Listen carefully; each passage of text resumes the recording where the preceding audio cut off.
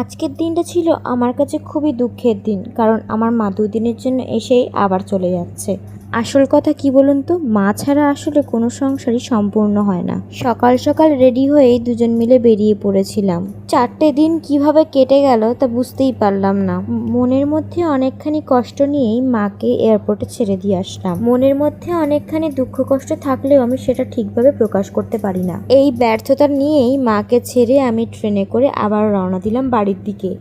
তবে তার আগে কিছু দরকারি জিনিস কিনে নিলাম। আমার একদিকে মনের মধ্যে দুঃখ আর অন্যদিকে টেনশন, দুটো মিলেমিশে আমার মানসিক অবস্থা একদম বিধ্বস্ত হয়ে গিয়েছে। তবু মনের মধ্যে একটাই আশ্বাস, জীবনে যদি সমস্যা আসে তাহলে তার সমাধান অবশ্যই আছে। নিজেকে নিজেই মোটিভেট করি আর এগিয়ে চলি সামনের দিকে। না, সম্পূর্ণটা কিন্তু আমি করতে পারি না।